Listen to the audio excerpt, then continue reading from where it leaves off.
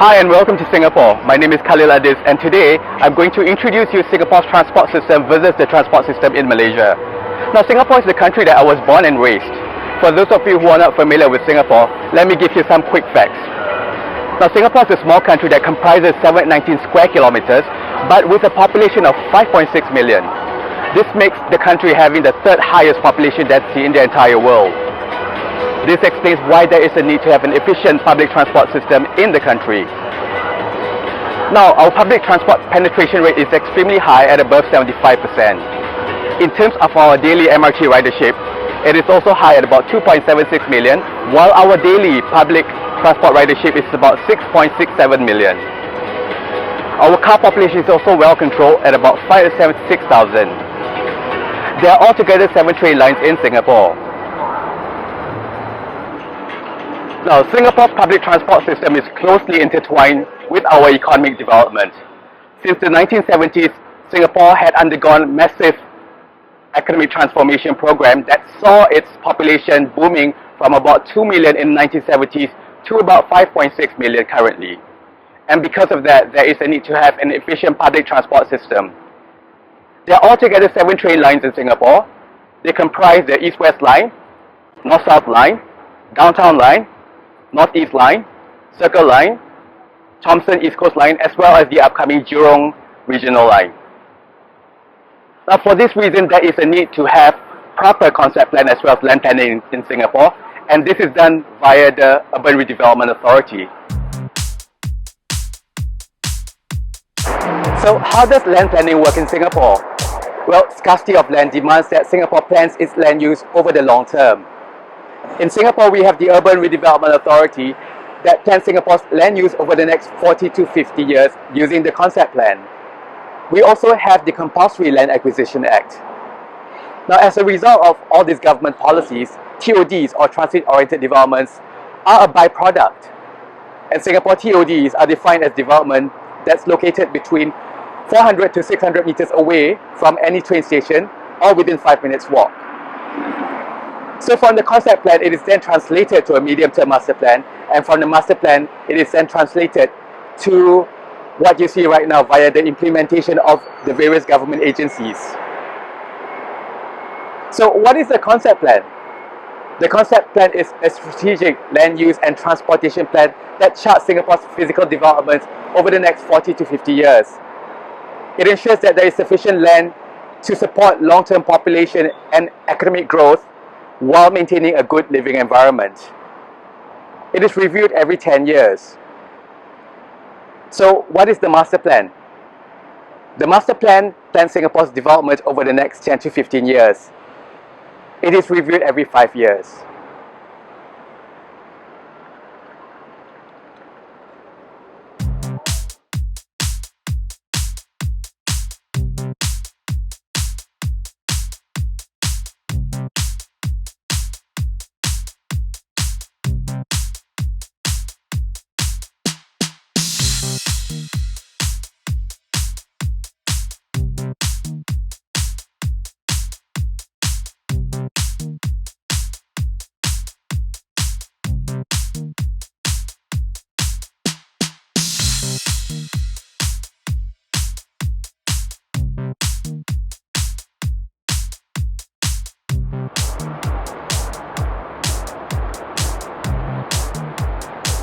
Now we're here at Tanjong Pagar MRT station where you can see a lot of tall buildings within the area.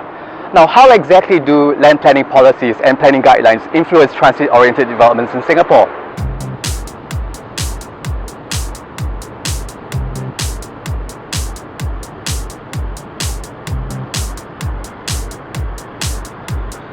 One of it is land planning guidelines which developers would have to adhere to. For example, developers that are located more than 50% within this demarcated area, they are given 10% extra in terms of plot ratio, enabling them to build higher. For developers that are located less than 50% within the demarcated area, they are given 5% extra in terms of plot ratio. On top of that, developers are required to build underground linkways or walkways to make walking to the MRT station a seamless experience for commuters.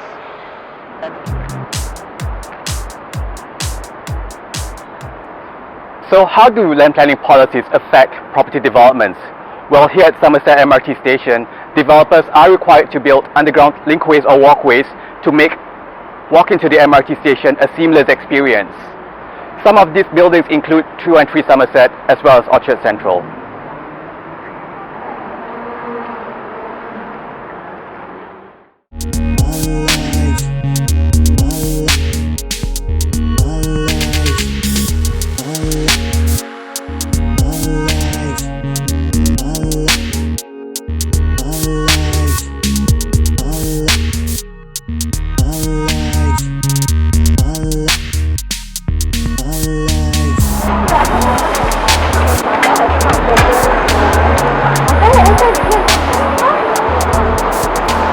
Now let's explore Duo, which is an integrated mixed-use development and a transit-oriented development that's located within a stone throws away from Haji Lane.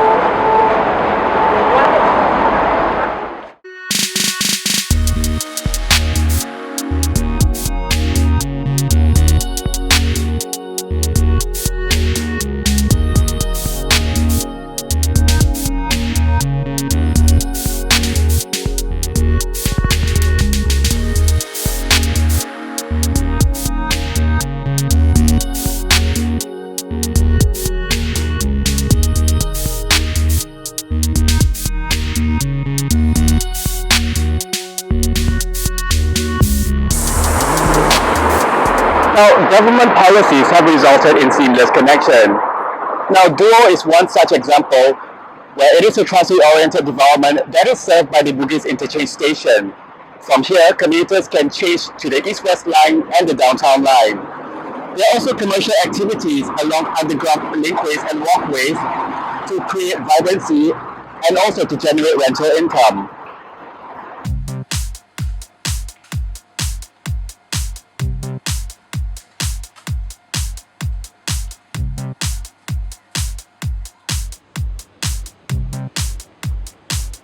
Now for areas, for example in Raffles Place, there are planning guidelines that developers would have to adhere to. For example, developments that are located within 50% or less within the demarcated area, they are given approval to build 5% extra in terms of plot ratio. For developments that are located 50% or more within the demarcated area, they are given 10% extra in terms of plot ratio, enabling them to build higher. That is why you see a lot of tall buildings within the development. Now, developers will also have to adhere to planning guidelines. For example, they must build dedicated underground linkways or walkways that makes it a seamless experience for commuters to walk to the MRT station. Not only that, Raffles Place MRT station serves as an interchange station that links you to the North-South line as well as the East-West line. That explains why public transport penetration rate in Singapore is extremely high. Now next I'm going to take you on a trip down memory lane where we will study a little bit of brief history about Singapore's transportation system.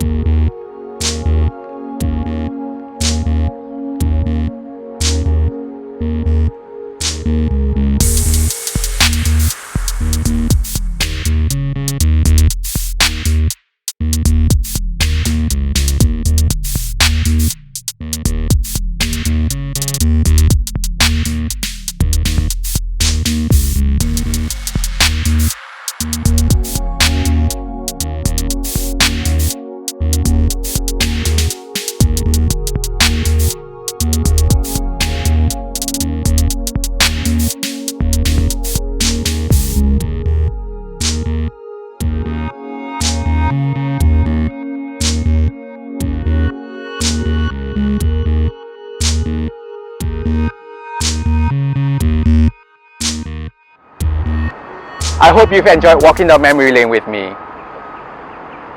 Singapore's transport system and Malaysia's transport system are closely intertwined.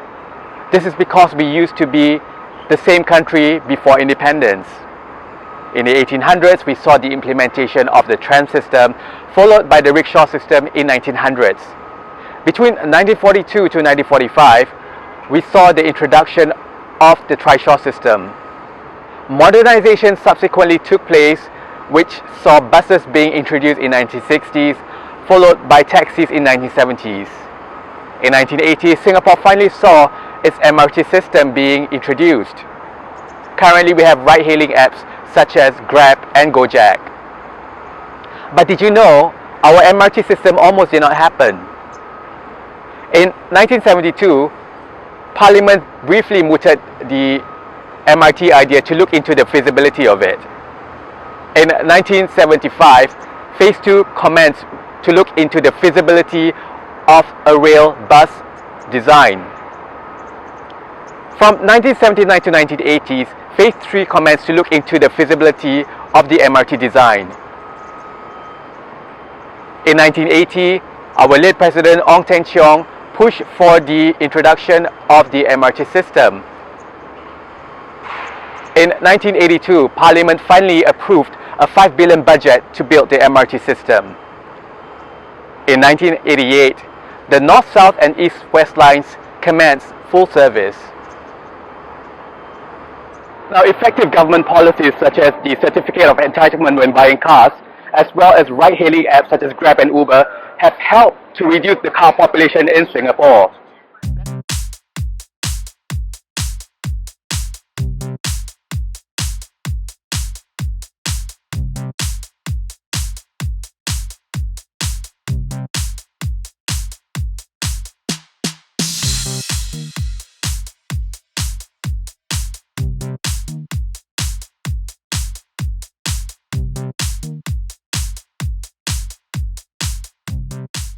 Now, the effectiveness of government policies such as the electronic road pricing system and the certificate of entitlement has helped to reduce Singapore's car population. Now, if you were looking to purchase an Hyundai HR-V in Singapore, you would have to pay a registration fee, GST, a car price that's based on market value, a car loan with a 30 to 40% down payment, a certificate of entitlement of about $52,000, road tax plus other taxes. So for a car that's priced about $112,999, you would have to pay the down payment of $45,200. Now, with a car loan of over 5 years at 2.7% interest rate, you're looking at paying about $122,000 altogether. So how much does it cost to take trains in Singapore? Now, the cost of taking the train is based on distance fed. It's about $2.50 capped. So if you were to take the train and then to take feeder service, we're looking at paying about $3.27 plus. There are also other incentives such as the early bird incentives, where if you were to tap in and out within 18 designated MRT stations in Singapore between 7:45 to 8 a.m. in the morning, you get 50 cents discount. Now, as a result, car ownership in Singapore is extremely low, whereby the public transport penetration rate is high. Effective government policies has had a profound impact on Singapore's car population. In 2015, for instance, our car population stood at 575,353 cars. This represents a drop of 4.1% since 2014 and the lowest since 2004. Meanwhile, rental cars grew by 55.8% in 2015 with a record of 29,369 cars. The availability of Uber and Grab has helped to fuel demand. Now, Singapore aims to double its rail network to 360 kilometers by 2030. In the same year, about 80% of households in Singapore will be located within 10 minutes walk to any train stations. 85% of public transport journeys less than 20 kilometers will be completed within 60 minutes. Meanwhile, 75% of journeys in peak hours will be undertaken using public transport. Now, under the Land Transport Master Plan 2040, it will take about 20 minutes to travel to town or 45 minutes within the city. Did you know that 50% of Singaporeans take public transport to work?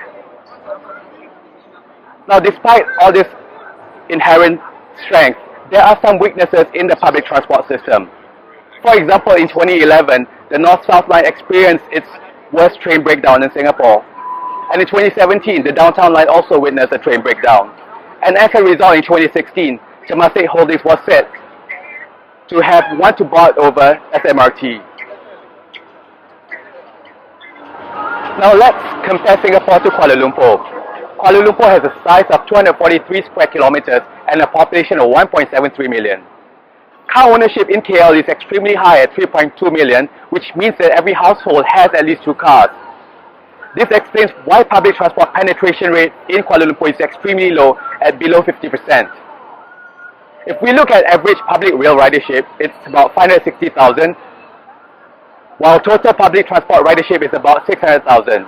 That explains why Kuala Lumpur City Hall, or DBKL, has been studying the Singapore and Hong Kong model when developing transit-oriented developments in Malaysia.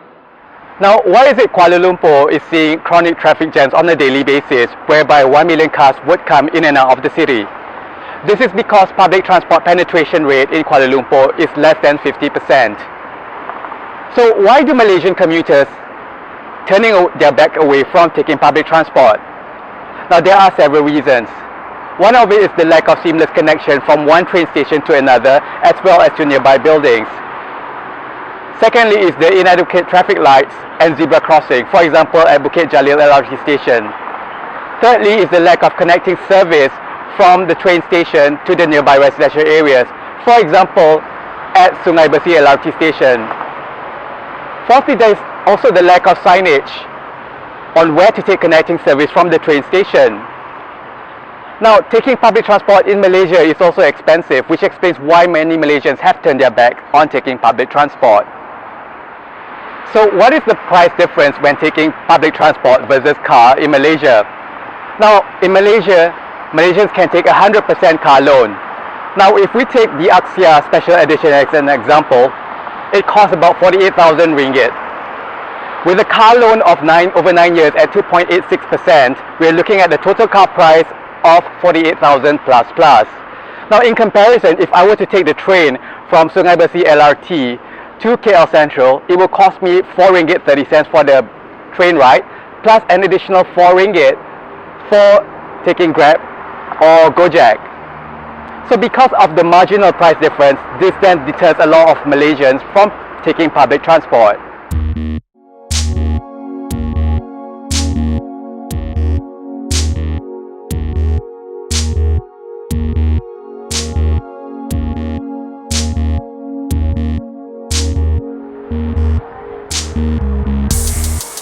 So what are some of the factors that have deterred Malaysians from taking public transport? One of it is the lack of seamless integration from one train station to another. Now, back then, Kuala Lumpur KL Central was not integrated with the KL monorail line. Now, as a result, if you want to change line, you would have to walk through under the hot sun from Bricksfield just to change line. And mind you, there were no escalators back then. Another one is the lack of access for commuters to the train station. A good example would be Sungai Besi LRT station. Now, although you can see the LRT station from the Sungai Besi highway, there is no dedicated walkways or pavements for commuters to get to the station. Lastly is the unreliable service. Now, while Malaysians refer to KTM as Kereta Api Tanah Melayu, I call it Kereta Api Tidak Menyampai, which means the train that never arrives, which is true. You have to wait for the train for 10 minutes and then subsequently 15 minutes and then 20 minutes. Now, here are some quick facts and figures of the Sungai Buloh Kajang line.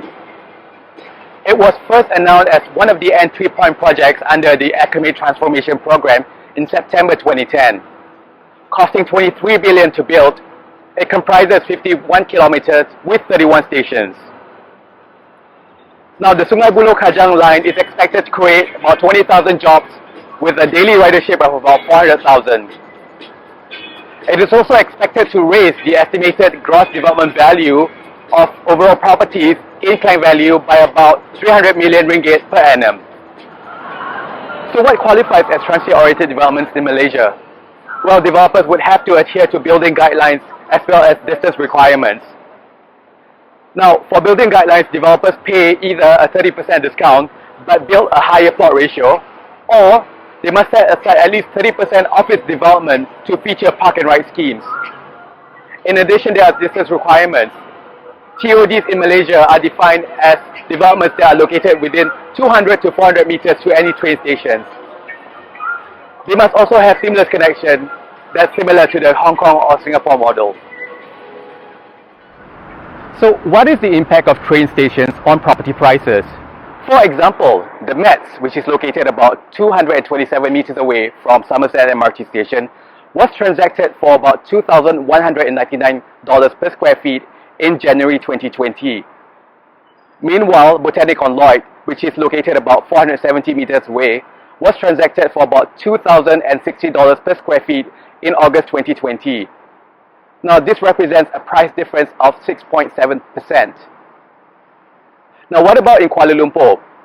If we take KL Central as a case study, Suasana Central, which is located about 700 meters away, was transacted for about 654 ringgit per square feet, sometime between April 2019 to February 2020. Now, meanwhile, Mutiara Residency, which is located slightly away at 786 meters, was transacted for about 707 ringgit per square feet, sometimes between May to August 2018. This represents a price difference of 7.5%.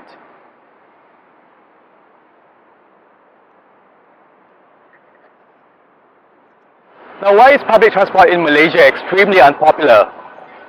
To explain this, let me share with you my experience when I first arrived in Kuala Lumpur in 2008 as a property editor. Now, imagine arriving from KLIA and then taking the ERL to KL Central and then wanting to change line, but for some strange reasons, the escalators always don't work. So with my luggage and my laptop back in tow, I had to walk down the escalators, walk through under the hot sun to brickfields just to change line to the KL monorail station in KL Central. I finally understood what my friends in KL meant when they say that it is better to drive than to take public transport. Now, in 2010, I managed to interview the former mayor of Kuala Lumpur, Dato' Ahmad Fuad Ismail, and I shared with him some of my grievances when taking the transport system in KL. So he shared with me some of the things that Kuala Lumpur City Hall or DBKL will be improving to make public transport a more enjoyable and seamless experience for Malaysians. Now, fast forward 10 years later, we see a lot of improvements that have been done. For example, you can now walk through New Central Mall when wanting to change line from KL Central to KL Central Monorail Station without breaking a sweat. Likewise, the Hang Tuah Monorail Station has been integrated with the Hang Tuah LRT station, making transfer a very enjoyable experience for commuters. Now, it is for that reasons why over the past few years we've seen the daily car ridership that's coming in and out of Klang Valley increasing to about 1 million every day. And for that is why there is a need to improve upon the transport system in KL. Now, with that in mind, that is why Kuala Lumpur City Hall looked into Singapore and Hong Kong as a case study when building transit-oriented developments.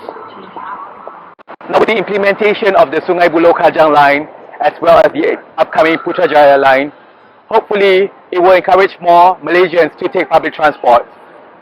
And as a result, we will probably see a lot more transit-oriented developments.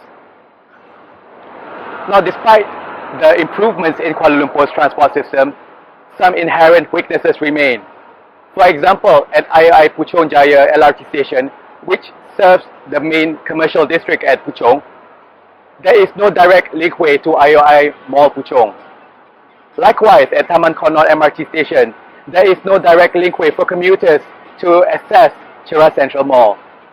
Now, this is such a waste because these two malls would have benefited greatly from the additional footfall.